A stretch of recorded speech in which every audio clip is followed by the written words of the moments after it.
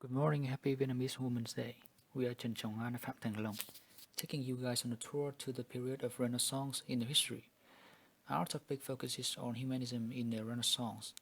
To be clear, in this video we will be answering the question, Renaissance in art, literature and architecture. How did humanism underline these trends? Was this a direct threat to the role of the church? First, we need to know the background of the Renaissance and humanism. Renaissance marked a new age of culture, occurred somewhere between 1350 and 60,000. It first emerged in the city of Florence, Italy, then spread out in Italy and to Europe. The word Renaissance in French means rebirth, pronounced Renaissance. The word represents the main feature of the period, which is the recall of ancient Greek and Roman world. This is the age of recovery after the disasters of 14th century like the plague, the decline of church power.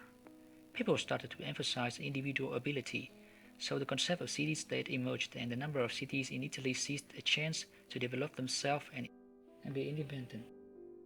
The humanism in this period is based on the study of classic work of ancient Greece and Rome, including poetry and moral philosophy.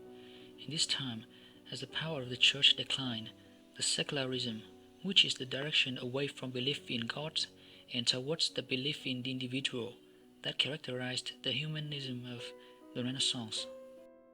Going in detail, the art of Renaissance marked the most developed period ever in history. Many new techniques of painting, sculpturing, decorating arose and left us the most enormous and spectacular art legacy. Each artwork has depth and liveliness and in the center of it is the realistic image of human. Renaissance art developed a new perspective of the world, concentrating on the image of human being. Artists could achieve such masterpieces because of the special effect they used, which is the law of perspective and the accurate organization of space and light. These techniques allowed artists to highlight their main images of human without fading the background. Leonardo da Vinci's legendary piece of art, The Last Supper, describes Jesus Christ's dinner with his 12 apostles, announcing that one of them would betray him. The painting equally described the facial emotion of 12 men and even the background, still highlighting Jesus Christ in the middle. Decorating it in this period is also outstanding, mainly due to the fresco paintings. Paintings done on wet plaster and with water-based paint. One of the remaining fresco painting, The Creation of Adam, also is a harmonic organization of color in portrayals and background, and clearly express the origin of human. Coming to architecture. The Renaissance architecture is the crucial period for innovative architecture that impacts until today. Architects also learned and inherited from the ancient Greece and Rome. Constructions with representative columns and fantastically decorated domes are usually in harmonic proportion that gives people comfort, not constraining their feelings like in the feudal. Literature of Renaissance reflects the study of humanism in this period.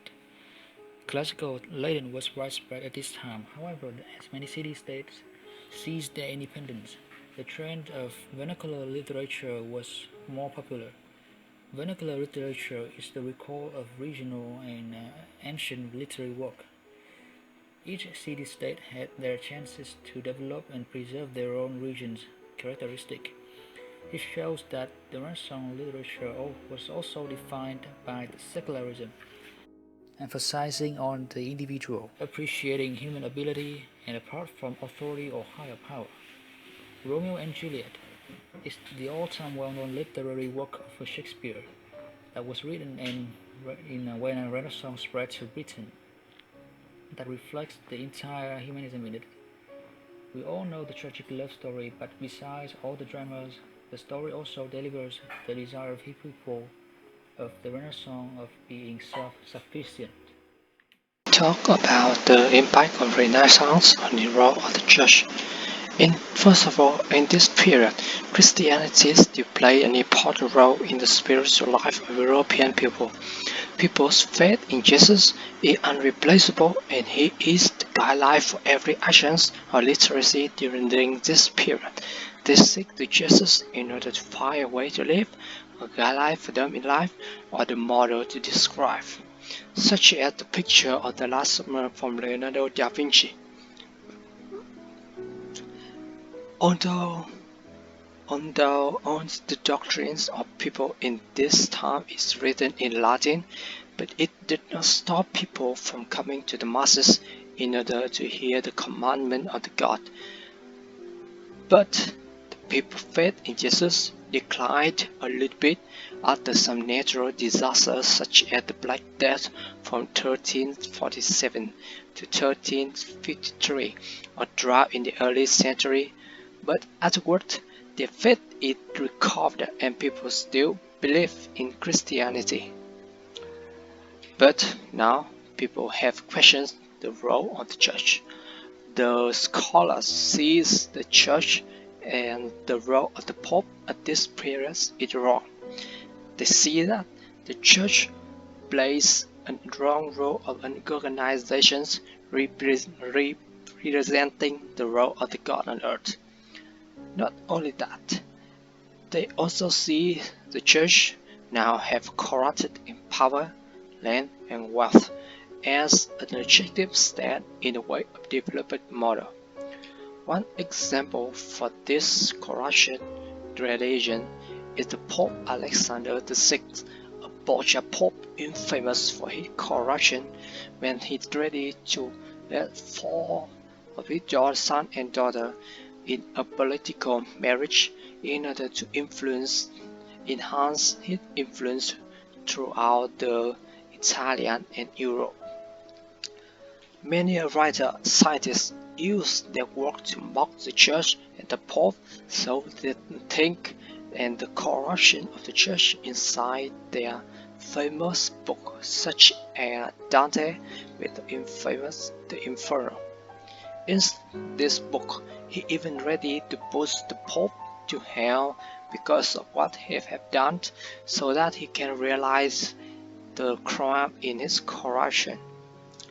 Another example of this period is Decius and Ramus, who had used the Pope or the High Priestess in the church in his yoke in order to show their corruption and what their corruptions have bring to the people.